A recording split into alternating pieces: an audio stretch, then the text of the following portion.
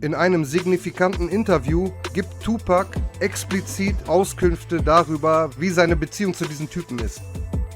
Statement: Ich kenne diese Typen nicht. Das sind nicht meine Freunde. Es wird spekuliert, dass diese Worte, welche von einigen als Disrespect gegenüber Haitian Jack wahrgenommen wurden, mit dafür verantwortlich waren, dass Pac seinen nächsten traumatischen Schicksalsschlag erleiden muss. Denn am 30. November 1994 wird Pac von Haitian Jack beauftragt, für $7.000 einen Feature-Song mit dem Rapper Lil Sean zu machen, und zwar in den Quad Studios in New York City.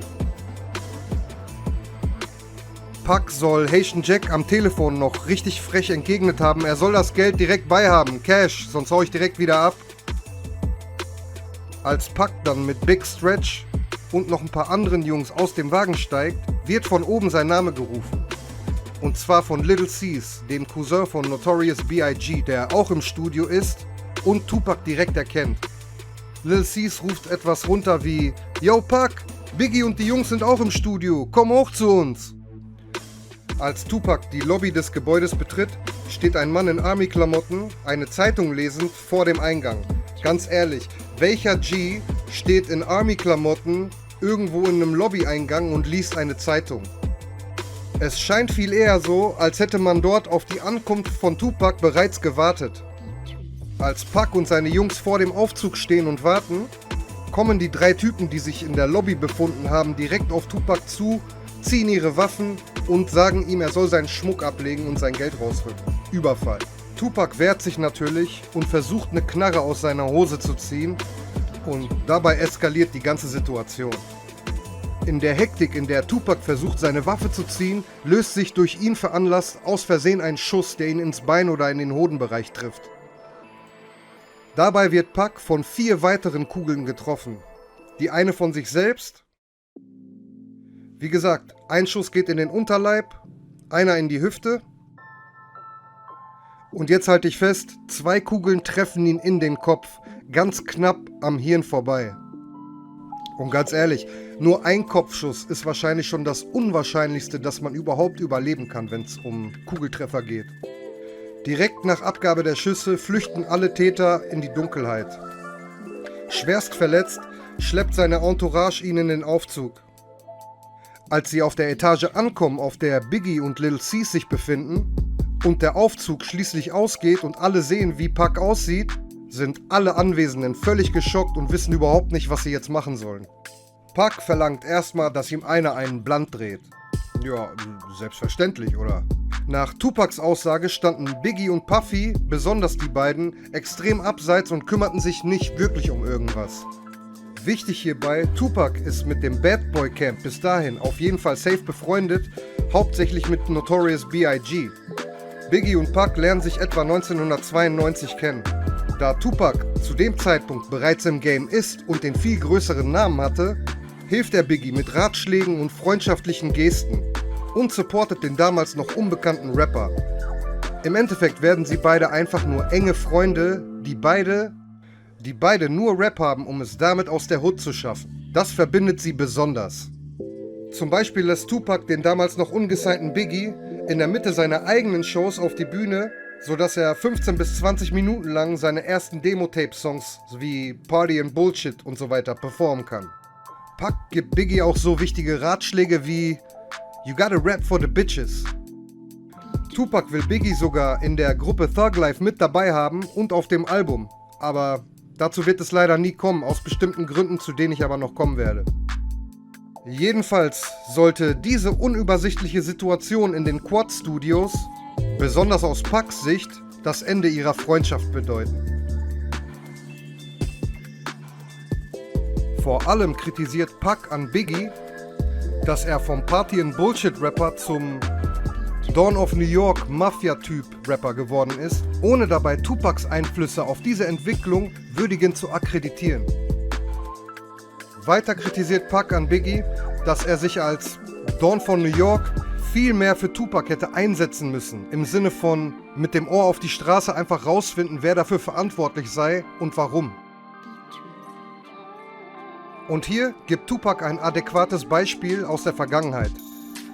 Tretch von Naughty by Nature hatte in LA Stress mit Gangmitgliedern und Pac ließ seine Kontakte spielen, um den Konflikt friedlich zu klären. Das hätte er von Biggie so in der Art auch erwartet. Die Enttäuschung schlägt in Wut um. Jetzt, wo Biggie seinen Platz als Aushängeschild der East Coast sicher hat, kümmern ihn aus Pacs Sicht alte Freunde und loyale Unterstützer überhaupt nicht mehr. So, I got shot, I'm like, yo, what happened?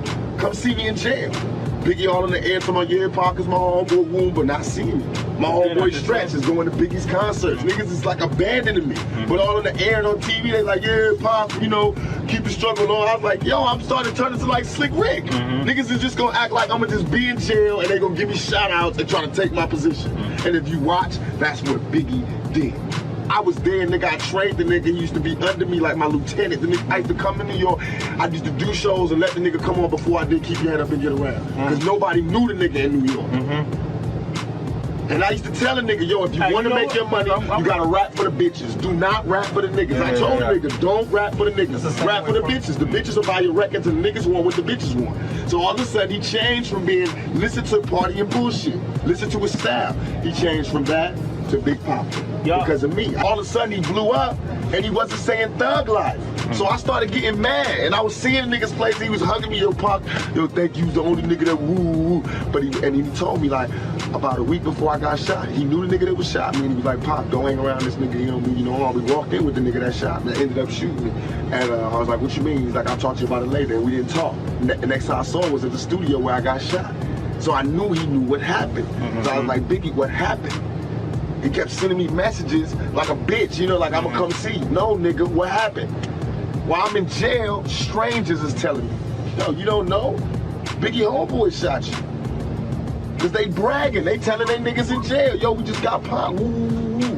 And my cousin was in jail in New York cause I got family out there. He's sitting right there while the niggas get in the car going, yo, my homeboy's just that nigga Tupac. So that's how I knew who shot me, what happened and everything.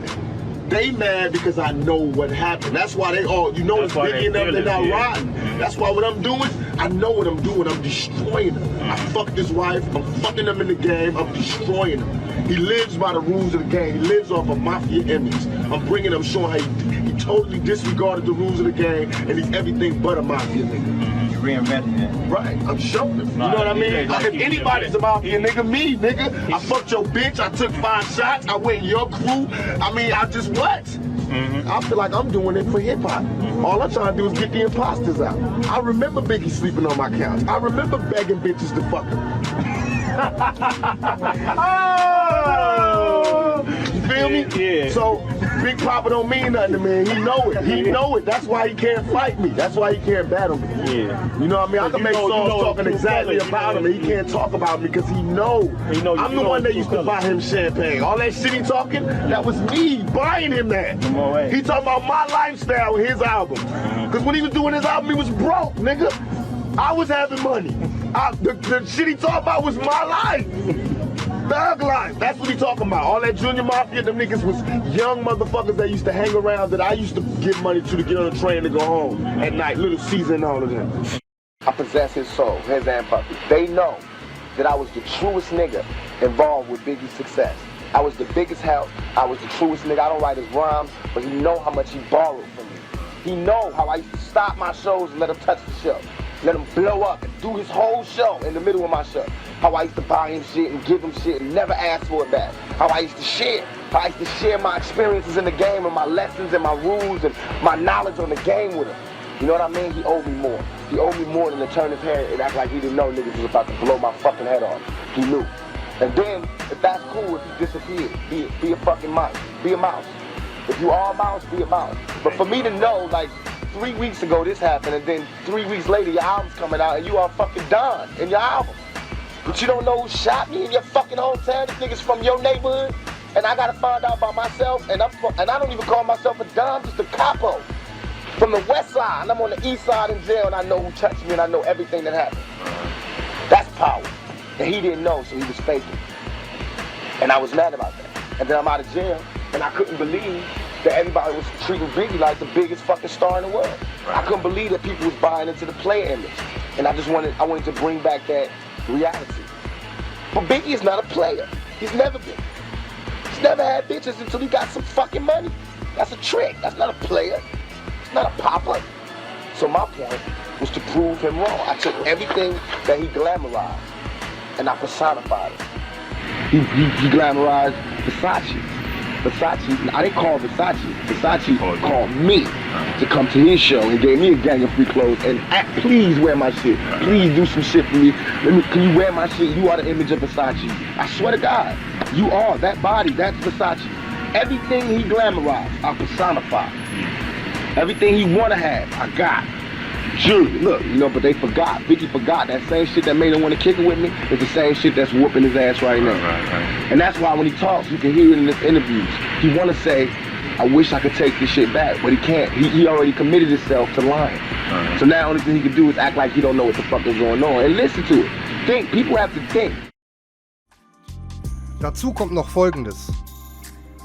Tupacs Album Me Against the World, was zu dem Zeitpunkt Ende 94 so ziemlich fertiggestellt ist, hat er kopiert und unter anderem Biggie davon eine Kopie gegeben. Also von der ersten Version vom Me Against the World Album. Zu der Zeit hat Biggie noch im Style von Party and Bullshit gerappt. Und nachdem Biggie Tupacs Album für sich gehört hat er daraus einige der Thematiken einfach übernommen und auch angefangen über Tod zu rappen. Wenn man sich erinnert, wie heißt Biggies erstes Album? Ready to Die. Genau. Und aus vielen Songs hat Biggie sich da einfach Beispiele genommen, die er aber nie zugegeben hat oder wo er nie was zu gesagt hat, dass da Tupac auch eine Rolle mitgespielt hat, dass der einen Einfluss auf ihn hatte, was auch immer. Nichts. Und als Tupac im Knast sitzt und dann Biggies Album rauskommt und er das hört, checkt er, dass Biggie einfach voll viel von seiner Attitude übernommen hat. Sogar diese langgezogenen Stellen in Rhymes, die Tupac so bekannt gemacht haben. Tupacs eigene Betonung, ihr wisst schon, was ich meine. Darüber gibt es sogar von RZA ein tolles Statement, das hau ich hier mal kurz raus. Pac said he taught Big, that's right, yo. You know how Pac be holding his notes? Mama, baby, all that type shit. Yeah, that's his shit, my nigga. Before it was like, who got the party? Where the party? With the truck. You know what I mean? Then after that, he started going, mama. Right. Yeah, you're right. I repeat that. Shout out to Pac, shout out to home, all of them. You know what I mean? Aber hören wir uns einmal Tupac in seinen eigenen Worten an, was er zu diesem Konflikt mit dem Me Against the World Album und dem Ready to Die Album sagt. Yeah, my album Me Against the World was the second one. He had the first one. I changed everything because Ready to Die came out and it sounded like my album. All my album was about, dealing with death. And then he came out Ready to Die and I had to switch it. Wow. That's why it was less East Coast rap, East Coast beats, because Biggie had just took my shit. That's what, so you could listen to it. That was a success too, because he took West Coast sound. We flipped it. I told him that. I told him that. I trained. He was supposed to be Thug Life. All while he was coming up, I used to let him come on stage with me. He was screaming Thug Life. Hey, cause I he was like, I hate Brooklyn. I hate New York. I'm out with them niggas puppy cheating me. Woo woo woo. Study. Go back and study. Study how Party and Bullshit was me before I met Biggie. You don't hear my style in his rap. Study how after I met Biggie, Ready to Die come out, his whole style changed. Study. Study why I would be mad. Study why I would be mad when half of the major New York rappers, or they managers, or they agents, or they somebody was there when I got shot. And nobody couldn't give me no information. Just study that. If you're gonna act like you a gangster or a G or the king of New York, I'm gonna expect that. And when you don't come through, then I'm gonna crush your empire. And that's what it's time for. Und als Tupac im Knast sitzt und dann Biggies Album rauskommt und er das hört, checkt er, dass Biggie einfach voll viel von seiner Attitude übernommen hat. Sogar diese langgezogenen Stellen in Rhymes, die Tupac so bekannt gemacht haben. Tupacs eigene Betonung, ihr wisst schon, was ich meine. Darüber gibt es sogar von RZA ein tolles Statement, das hau ich hier mal kurz raus. Pac said he taught Big, that's right, yo. You know how Pac be holding his notes? Mama, baby, all that type shit. Yeah, that's his shit, my nigga. Before it was like, who got the party? Where the party? With the truck. You know what I mean? Then after that, he started going, mama. Right. Yeah, you're right. I repeat that. Shout out to Pac, shout out to home, all of them. You know what I mean? Aber hören wir uns einmal Tupac in seinen eigenen Worten an, was er zu diesem Konflikt mit dem Me Against the World Album und dem Ready to Die Album sagt. Yeah, my album Me Against the World was the second one. He had the first one. I changed everything because Ready to Die came out and it sounded like my album. All my album was about, you know, dealing with death. And then he came out Ready to Die and I had to switch it. Wow.